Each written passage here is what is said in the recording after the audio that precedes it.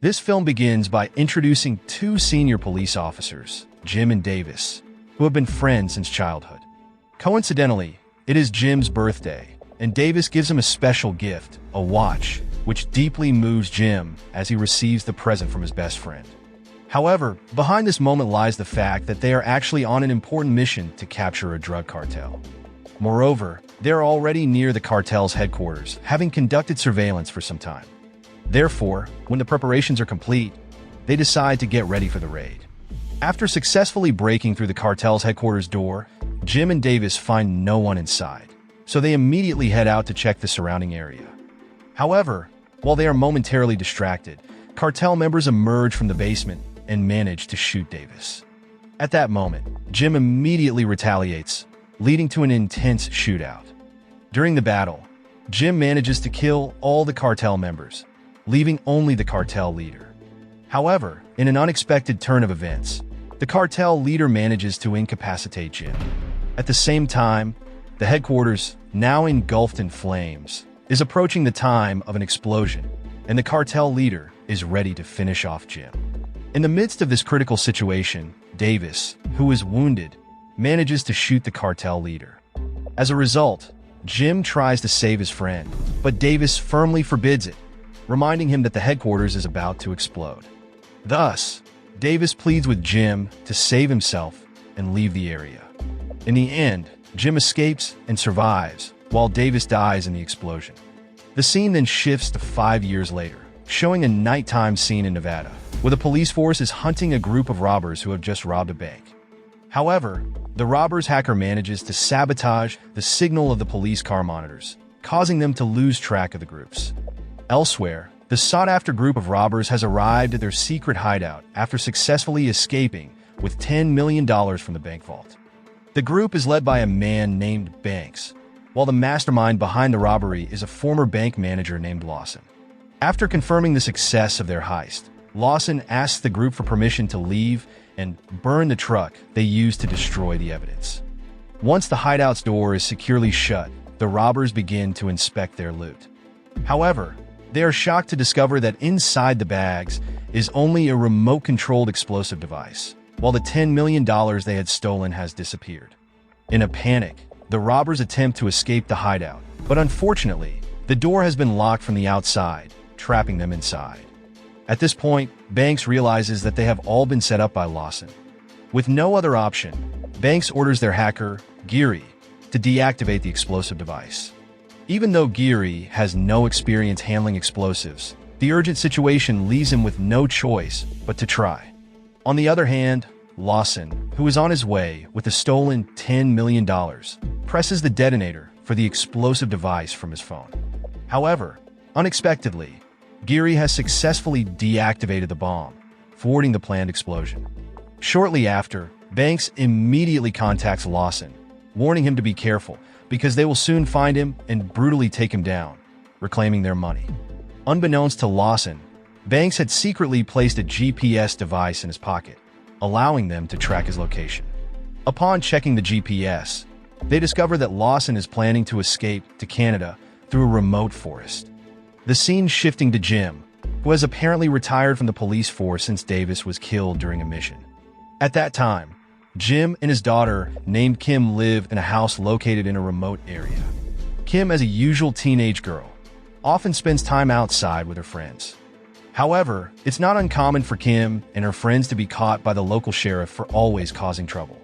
Meanwhile, Jim often spends time hunting in the woods until he became familiar with the ins and outs of the forest, including the safe routes to the Canadian border.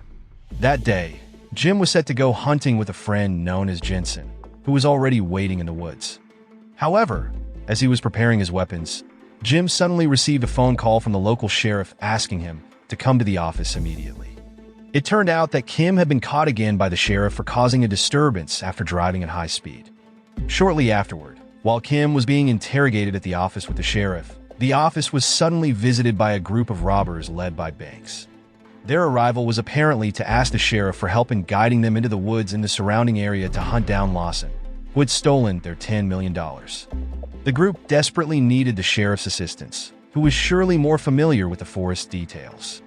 However, Realizing that Banks's group was armed robbers, the sheriff immediately refused to help them. At the same time, Lawson, who was already deep in the woods, was seen heading toward the Mexican border while carrying a bag containing the $10 million. Not long after, Jim finally arrived at the sheriff's office and felt that something was wrong when he noticed the behavior of Banks's men who were guarding outside. Sure enough, the office had been taken over by the group who had taken the sheriff and Kim hostage.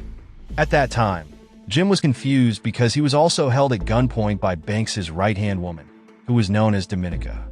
As a result, Banks immediately explained to Jim that they were a group of robbers who were forced to take Kim and the sheriff hostage because he refused to guide them into the woods in that area to find someone named Lawson who had stolen their robbery money. After understanding the situation, Jim offered to lead Banks's group through the specified woods. Additionally, Jim explained that he was a hunter who was very familiar with the details of the forest, thus he was ready to help as long as the group released Kim and the sheriff. Hearing this, Banks agreed to release Kim, but only after they found Lawson. As for the sheriff, he would still be killed for daring to disobey his orders. At one point, Jim managed to grab a weapon from Banks's men, but the weapon was empty, making Jim increasingly aware that the group was not only brutal but also quite clever. For this reason, Jim intentionally did not inform them that Kim was his biological daughter. However, once they reached the woods, Jim would look for an opportunity to rescue his daughter and take them down one by one. Without wasting any more time, they headed straight into the woods, guided by Jim. Upon arriving at the access route into the woods, they found the car driven by Lawson along with a GPS device that had been set up by Banks, which indicated that they could no longer track him within the wilderness. Therefore, Jim was the only person who could guide them to find Lawson without getting lost in the woods. As a result, Banks intentionally tied Kim's waist with a rope to prevent her from attempting to escape before they finally ventured into the woods to hunt Lawson. On one occasion, Kim approached Jim and asked what he would do to free them from the gang of robbers. Jim quickly asked Kim to remain calm because night would soon fall, and that was when he would start to take action. At the same time, Banks continued to monitor the movements of Kim and Jim. After walking quite a distance, Kim asked permission to use the restroom while being watched by one of Banks's men. Soon after, Jim heard Kim scream as she was nearly harassed by that man. This immediately made Jim very angry, and without a second thought, he broke the man's arm. Unexpectedly, Banks actually understood Jim's brutal action against his cruel man. In fact, Banks ordered his man named Jack to finish off that comrade. However, because of this incident, Banks began to suspect that Jim and Kim were father and daughter. To prove this, Banks pretended to want to shoot Jim, causing Kim to reflexively scream out for Jim as father, and eventually, the group realized that Kim was Jim's biological daughter. Now that they had been discovered, Jim warned Banks's group never to hurt or touch his daughter. If that happened, Jim would not only refuse to guide them through the woods to hunt Lawson, but he also would not hesitate to take them down one by one. Hearing this, Banks immediately agreed, and the hunt resumed. During the journey, Jack and Geary, who never got along, suddenly got into a fight because Geary felt offended by Jack's remarks about drinking his urine since Geary's water supply had run out. Unexpectedly, Kim took advantage of this fight to try to escape. However, Banks successfully thwarted Kim's attempt and immediately warned both Kim and Jim not to try anything suspicious, as Banks would not hesitate to kill them both. The group continued their journey until night began to fall, eventually deciding to rest and continue their search the next morning. At that time, Banks intentionally ordered Kim to sleep next to him because he was worried Jim would try to help her escape from the woods.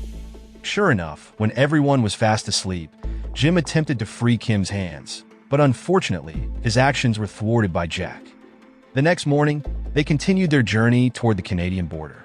Along the way, Jim found a torn map being used as firewood. This led Jim to conclude that the one who lit the campfire was Lawson, who was likely still not far from the woods.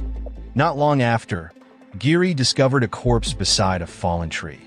Upon inspection, it turned out to be the body of Jim's friend, Jensen, with whom he had previously made plans to hunt together in the woods. As a result, Jim felt deeply affected as he had to lose another good friend after Davis's death 5 years ago.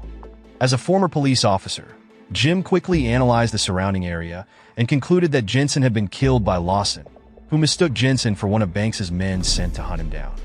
After that, they continued their search until they found Lawson, who was severely injured from fighting Jensen. As a result, Banks forced Lawson to reveal where the bag of money was hidden. However, Lawson refused to talk and instead insulted Banks's group as a bunch of amateur robbers, easily fooled by an old man like him. Unable to accept the insult, Dominica became emotional and immediately killed Lawson. Because of this, Banks became angry with her for eliminating Lawson when they still hadn't obtained any information regarding the whereabouts of the bag of money. At the same time, Jack assigned his men to kill Kim and Jim since both of them were no longer useful. However, Jim immediately informed Banks that the bag of money might have been hidden by Lawson near the waterfall. Hearing this, Banks ordered Jim to guide them to the waterfall location. Soon after, Jim's suspicion turned out to be correct as the bag of money was indeed near the waterfall but had fallen onto a steep cliff, where the bag could only be retrieved by someone skilled in climbing. At that moment, Jim claimed he could retrieve it but refused to do so until Banks freed his daughter. In response, Banks threatened to kill Kim if Jim refused, so reluctantly, he had to retrieve the bag. Unexpectedly, after risking his life to get the bag, Banks shot Jim once the bag was in his hands, causing him to fall into the waterfall. After that, Banks prepared to eliminate Kim because she was no longer useful. However, Kim then said that she could lead Banks's group to the Canadian border, considering she knew the safe routes to the border. Apparently, since childhood, Kim had often been taken by Jim to hunt in that forest. Therefore, guided by Kim, they continued their journey. Along the way, Geary mocked Kim by calling her an orphan since her father was dead. Hurt by this remark, Kim spat at him, which Geary responded to with a hard slap. At that moment, Dominica defended Kim by attacking Geary, followed by Banks, causing Geary to faint. As a result, Banks's group, fed up with Geary's antics, left him alone in the dense forest. Switching to Jim, it turned out he was still alive because Banks's shot only grazed his shoulder. After managing to get out of the water, Jim quickly treated his wound before retrieving Jensen's hunting weapon, which was hidden near the waterfall. After that, Jim immediately made his way through the forest with the goal of saving Kim and taking down Banks's group one by one. On the other hand, Banks's group decided to rest as night began to fall. Additionally, they were also hungry because their food supplies were in the bag belonging to Geary, which they had left behind in the forest. At the same time, Geary finally regained consciousness and felt very frightened being alone in the woods. In short, Jim suddenly appeared, making Geary even more terrified. Soon after, using a hunting arrow, Jim managed to incapacitate Geary. At that moment, Jim forced Geary to tell him in which direction Banks's group took his daughter. Geary, fearing for his life, quickly informed Jim that Kim was leading Banks's group to the Canadian border. Furthermore, he also mentioned that once they reached the Canadian border, Banks would immediately kill Kim. After receiving this information, Jim executed Geary without mercy. As morning approached, Kim and Banks's group began to continue their journey in a slightly weakened state due to hunger. Kim, realizing this, deliberately made things difficult for the group by showing them a rather challenging route to navigate. After walking for a while, Jack decided to take a break and smoke while Banks and the others continued their journey. Unexpectedly, Jim suddenly appeared and immediately got into a fight with Jack. At that moment, Jim struggled against Jack, a former soldier. However, determined to eliminate them, Jim eventually succeeded in killing Jack.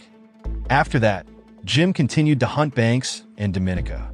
On the other hand, Banks and Dominica soon realized that Jack was not with them. After calling out to him several times without a response, Banks decided to continue the journey. At the same time, Jim continued to follow them from a short distance, but Banks remained unaware of him. Soon after, they were close to the Canadian border, but Jim managed to kill Dominica from a distance before hiding again. Realizing Jim was still alive, Banks immediately threatened to kill Kim if he didn't surrender. Reluctantly, Jim came out of hiding to surrender, which was followed by Banks shooting him. Although his shot missed, it caused Jim to tumble down the hill. Seeing this, Banks forced Kim to guide him to the Canadian border, which was only 300 meters away. Despite this, Jim unexpectedly managed to get back up and continued the chase. Upon reaching the Canadian border, Banks immediately killed 3 police officers guarding it. As a result, he ran out of bullets to kill Kim. With no time left, Banks chose to leave Kim behind and hurried away from there. Unbeknownst to him, Jim had also arrived and immediately told Kim to hide in a safe place because he would pursue Banks. Upon arriving in a settlement, Banks realized that someone was chasing him, so he quickly searched for a hiding place. When he realized that the pursuer was Jim, Banks tried to escape, leading to a chase that brought them both to an empty warehouse. Inside the warehouse, Banks and Jim finally engage in a fierce fight. After managing to subdue Banks, Jim quickly exited the warehouse with a bag containing $10 million. At that moment, Kim also arrived at the scene, but Banks, still alive, immediately came out and insulted Kim. As a result, Jim became furious upon hearing someone daring to demean his daughter. Although Jim had initially not intended to kill the weakened Banks, he would not hesitate to act for his daughter's sake. Ultimately, Banks met a gruesome death at Jim's hands. After that incident, Jim and Kim decided to move to Canada and start a new life with the $10 million. The end. Moral lesson from the story: if you're in a heist, make sure your bag is filled with money, not just a remote control bomb. Otherwise, you'll be stuck in the woods wondering what went wrong.